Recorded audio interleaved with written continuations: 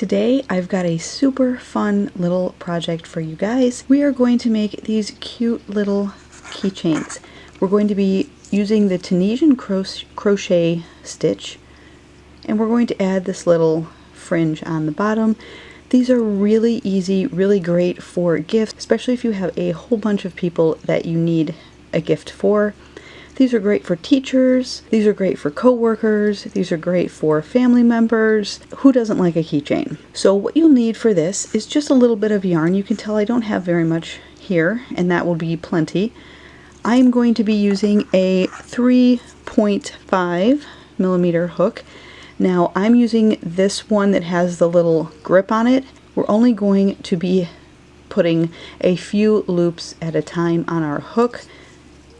So as long as you can fit that number of loops onto your hook, that's fine. But if you have a regular long Tunisian crochet hook as well, that works too. You'll also need the key ring here, and you can find this almost anywhere. I think I got these at Amazon, and of course the optional little lobster claw. If you're going to be using the lobster claw, like I have done here, I recommend attaching it before you start the project. You'll also need a yarn needle, of course, to weave in those fun ends, and scissors. I have gone ahead and attached my lobster claw and taken off the little chain that the key ring came with, because I'm going to be using this and not this little piece. So you should have something that looks like this. You should just have a ring on it. Make sure that your lobster claw or your chain, if you have one, is hanging at the bottom. And we're going to be starting this project working in through the ring. So to start, I'm going to put a slip knot onto my hook. Pick up my key ring and put that hook right through the ring. I'm going to hold both the yarn and that ring with my other hand, with my right hand, bring up the yarn and pull through.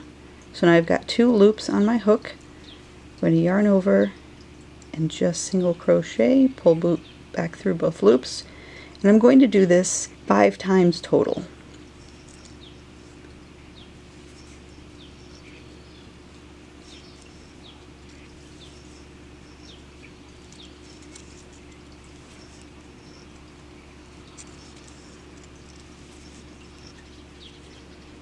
So now I have 5 stitches. If your keyring is bigger and you want a wider keychain, so the length from end to end here, side to side, then you can continue to crochet until you get that length. I'm going to chain 1 and I'm going to turn. I'm going to work into the tops of each stitch. So I'm going to go into that very next stitch here. This loop on our hook will count as this first stitch. So I'm going to go into the very next one and pull up a loop. I have 2 loops on my hook. Go into the next stitch, pull up a loop, 3 loops on my hook, next stitch, pull up a loop, 4 loops, and find that very first stitch where we joined our yarn to the ring and pull up a loop. So you should have 5 loops on your hook. Now we're going to work the reverse pass in Tunisian crochet. Yarn over, pull back through that first loop only, yarn over, pull back through 2, yarn over, back through 2, yarn over, back through 2, yarn over, back through 2. So you can see we've created those bars on the front. We've got 1 loop on our hook, and that is going to count as this first stitch here. So now we're going to work into the next bar. Now for this project, we're not going to work we're not going to pull that bar forward like that. We're going to work to the right of it. So you want to put your hook into the right of that bar and just go straight through. So now you're coming out the back and pull up a loop. Same thing with the next one. Work directly to the right as if you're going to work around that bar, but just put your hook all the way through, pull up a loop. Find the next bar, go in directly to the right of it and all the way through and pull up a loop. And then in the last, you want to make sure you do the same thing and you're just getting around those two edge loops and pull up a loop. You have 5 loops on your hook. We're going to do the same thing in the reverse pass. We want to yarn over and go back through that first one, yarn over, pull back through 2, yarn over, pull back through 2, yarn over, back through 2, yarn over, back through 2. Now we're going to do the same thing. We're going to keep doing this. So find that first bar, put your hook all the way through and bring up a loop. And you want those loops to be a little bit loose just because it's easier to work that reverse pass. Don't forget to work through the last 2 stitches on the end, pull up a loop, and work the reverse pass.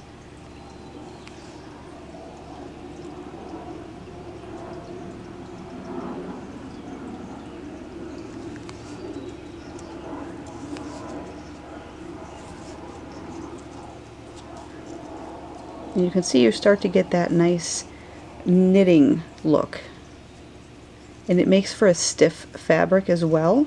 So what you want to do is just keep working this up, the same pattern, working through the right side of those bars until you get a length that you like for your keychain.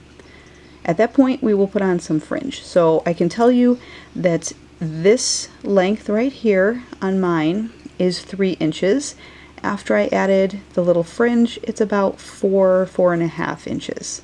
So once you have the length that you want for your keychain, the main part of your keychain here, we're going to add some fringe. For the fringe, you want to pull a really long loop, and sometimes it's helpful to have a ruler so you can measure for each fringe you're doing so they're all kind of the same size. So for this one I'm just going to guesstimate it. Once you have that length of loop, you're going to twist, twist, twist, say 10 times or so. You've got this kind of twisted yarn now, and you're going to work right back in where you finished off. I'm going to put my hook in and I'm just going to slip stitch like that, and it's going to look a little funny, so you can put your finger in there and kind of stretch it out like that. You've got a little fringe. Now if you get to this point and you're like, oh, I really want a longer fringe, okay, let's make it a little bit longer here. Carefully pull that out, put your hook right back in,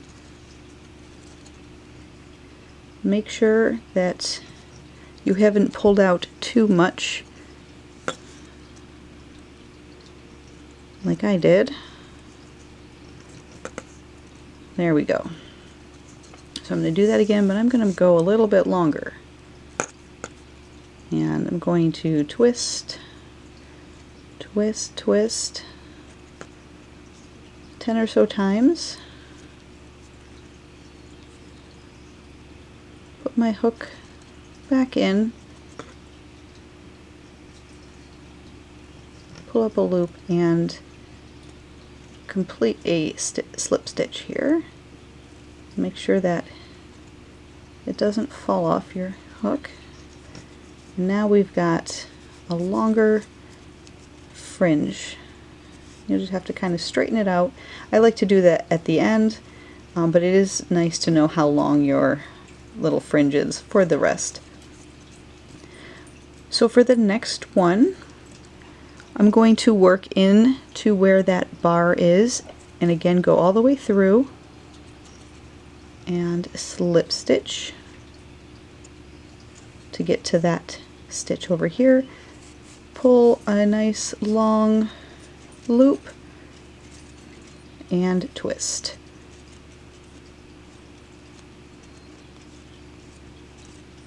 You can see it kind of twisting up there. I'm going to go right back into that same spot and work my slip stitch. And I've got another little fringe. They will straighten out once you kind of play with them a little bit. And then you want to slip stitch into the next. So find that bar and go straight in all the way to the back, pull up that loop and slip stitch, pull up a long loop and twist. So you want to just keep doing this through every stitch that you have on the top. Put your hook in to the right of that bar, pull up a loop to slip stitch, make a long loop and twist. And this part's a little awkward, so just take your time with it. Once you do a few, it'll be super easy. I find that slip stitching back after you've got this kind of twisted up piece of yarn is the most difficult part of this.